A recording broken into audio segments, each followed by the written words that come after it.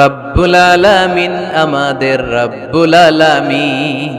পড়েন, রব্বুল আলামিন আমাদের রব্বুল আলামিন।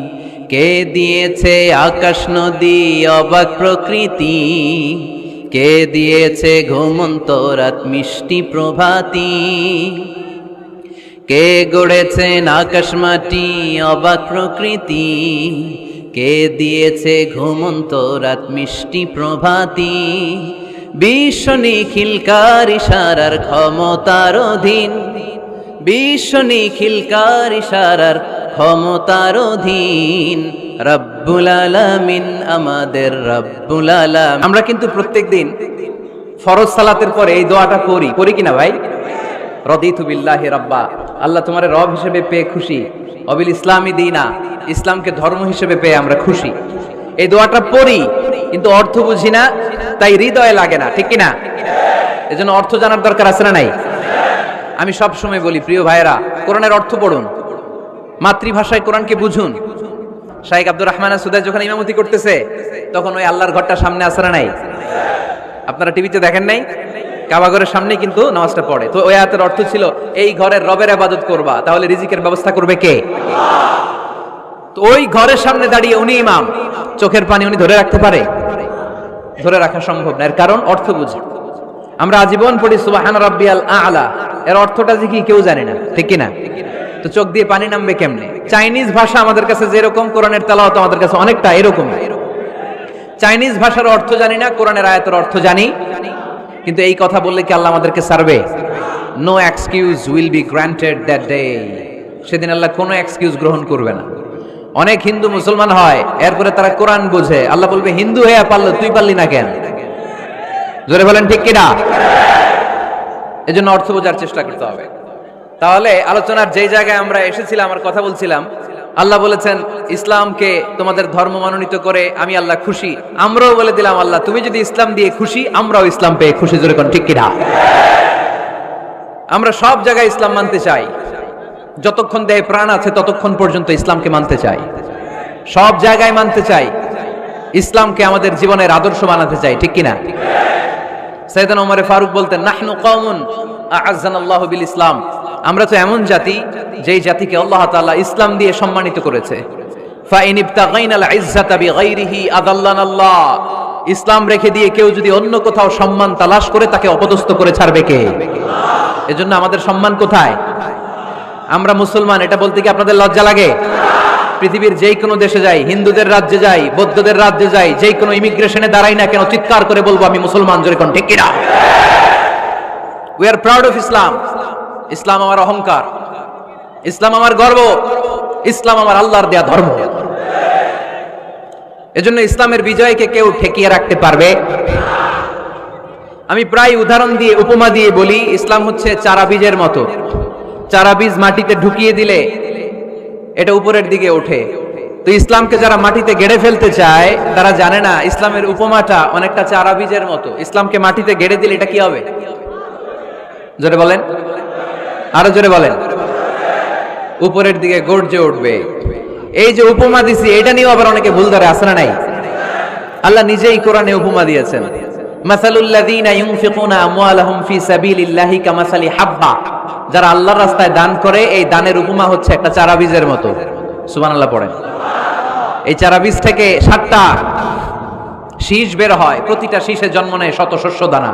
আল্লাহ যারে চায় ইচ্ছা মতো রিজিক দিয়ে তার জীবনকে পূর্ণাঙ্গ করে দেয়। সুবহানাল্লাহ পড়েন। এজন্য আল্লাহ বললেন, ইসলাম হলো আমার একমাত্র মনোনীত ধর্ম। ইসলাম ছাড়া অন্য কেউ যদি সম্মান তালাশ করে, তার কাছ থেকে কিছুই আমি গ্রহণ করব না। কিয়ামতের দিন সেই লোকটা হবে হায় হায় কোম্পানির ম্যানেজার, ঠিক কিনা? এজন্য আমরা একটা ধর্মকে মানতে চাই। চিল্লায় বলেন তো, ধর্মটার নাম কি? ইসলাম ছাড়া অন্য কিছু মানি না, ইসলাম ছাড়া অন্য কিছু মানি না, মানব না। বিষ্ণু ঈসা ইসলাম বলেছেন, এই ইসলামের বিজয়কে কেউ ঠেকিয়ে রাখতে পারবে না। তার কারণ, ইন্নাল্লাহা যাওয়ালি আল আরদা, নিশ্চয় আল্লাহ তাআলা এই জমিনটাকে আমার জন্য সংকুচিত করে ছোট করে দেখিয়েছে। ফারাআইতু মাশারিকাহা ওয়া মাগারিবাহা, আমি এই পৃথিবীর ডানে বায়ে সামনে পেছনে সবটা দেখেছি, আর আমার চোখ যতদূর পৃথিবী দেখেছে ততদূর জায়গায় আল্লাহ আল্লাহু আকবারের ধ্বনিকে পৌঁছে দিবে। তাই এই ইসলামের বিজয়কে কেউ থামাতে পারবে? গোটা বিশ্বব্যাপী আজ ইসলামের জয় জয়কার। কালিমা পড়ে অন্যান্য ধর্মের লোকেরা আজ মুসলমান হয়ে যাচ্ছে, ঠিক কিনা? আমাদের তাফসির মাহফিলগুলোতেও অনেক হিন্দু ভাইরা কালিমা পড়ে মুসলমান হয়, আপনারা শুনছেন? আলহামদুলিল্লাহ কবেন না? গোটা বিশ্বে সবচেয়ে নির্যাতিত ধর্মের নাম হচ্ছে ইসলাম, সবচেয়ে নিষ্পেষিত, খালি মাইর খায়। ফিলিস্তিনে মাইর খায় কারা? মুসলমান। কাশ্মীরে মার খায় কারা? ইরাকে, বার্মায়, আমাদের টেকনাফে, গোটা বিশ্বে মুসলমানেরা মার খায়। কিন্তু তারপরেও বিধর্মীরা তাদের ধর্ম বাদ দিয়ে এই ইসলামের ভেতরে ঢোকার জন্য প্রতিযোগিতা শুরু করে দিয়েছে। ইউরোপ আমেরিকাতে মসজিদের সংখ্যা বেড়ে যাচ্ছে। তাদের যে খ্রিস্টানদের গির্জা, এগুলো তারা বিক্রি করে দিচ্ছে, মুসলিম কমিউনিটি ওই গির্জারে মসজিদ বানায় ফেলতেছে। এই ইসলামের বিজয়কে কেউ ঠেকায় রাখতে পারবে? যেহেতু ইসলামের বিজয় অবশ্যম্ভাবী, আমরা ইসলামের সাথে মিলে থাকতে চাই, মিশে থাকতে চাই, আমরা বিজয়ের অংশীদার হতে চাই।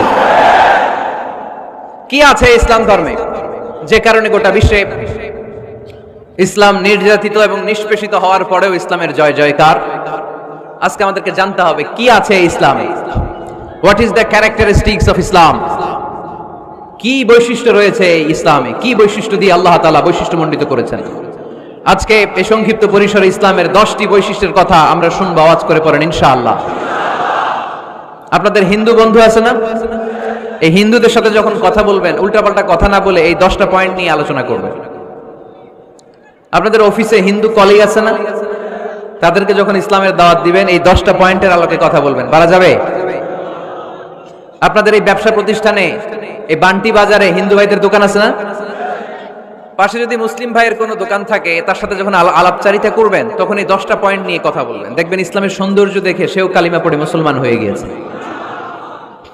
যে বৈশিষ্ট্যগুলো থাকার কারণে গোটা বিশ্বে মুসলমানেরা নির্যাতিত হওয়ার পরেও ইসলামের জয় জয়কার, সেই 10টা বৈশিষ্ট্যের প্রথম বৈশিষ্ট্যের নাম হচ্ছে আর রাব্বানিয়া। আওয়াজ করে আমার সাথে সাথে বলেন আর রাব্বানিয়া। আবার পড়েন আর রাব্বানিয়া।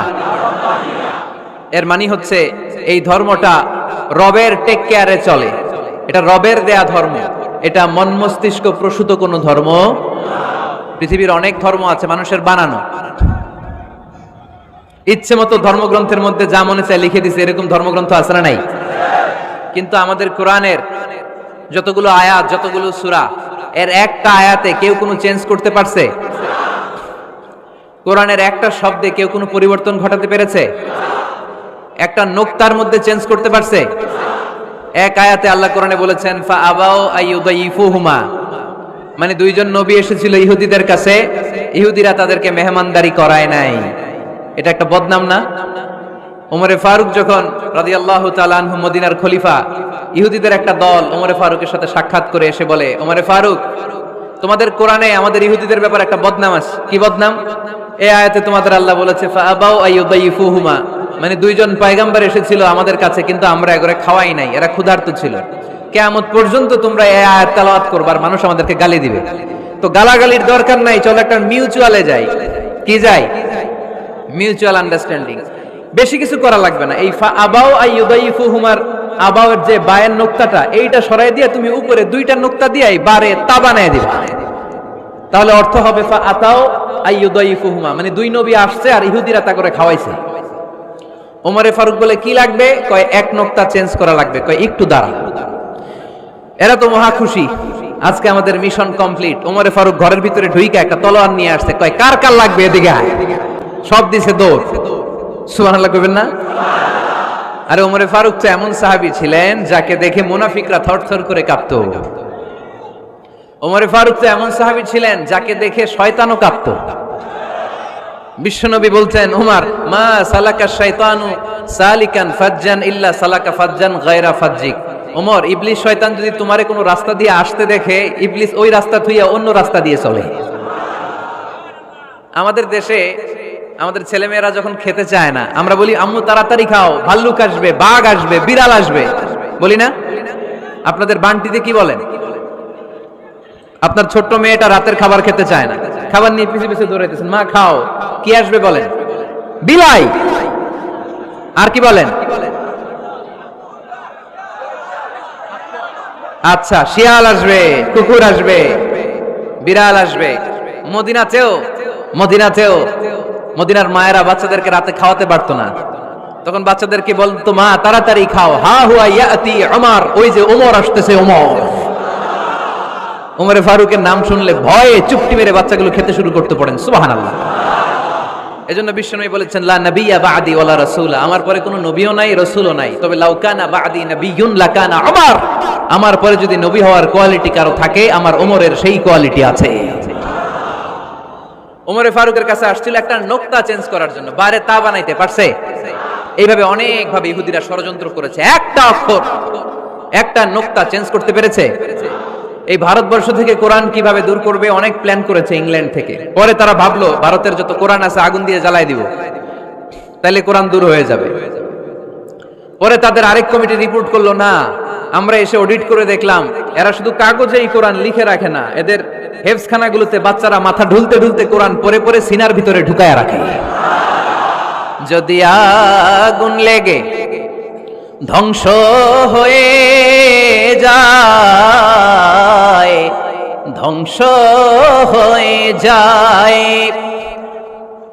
যদি আগুন লেগে যায়, পুড়ে যায় পৃথিবীর সব বইয়ের দোকান, বিশ্ব থেকে হারাবে না পবিত্র কোরআন, বিশ্ব থেকে হারাবে না পবিত্র কোরআন। আগুন জ্বালিয়ে দিয়ে কোরআনকে শেষ করা যাবে? কোরআনের গালে দিয়ে কোরআনকে থামানো যাবে? কোরআনের মাহফিল বন্ধ করে কোরআনের আওয়াজকে স্তব্ধ করা যাবে? পৃথিবীর কোনো অপশক্তি কোরআনের কিছুই করতে পারবে না। চিল্লায় বলেন ঠিক কিনা? এজন্য আমরা কোরআনের সাথে থাকতে চাই, ইসলামের বিজয়ের অংশীদার হতে চাই। চিল্লায় বলেন ঠিক কিনা?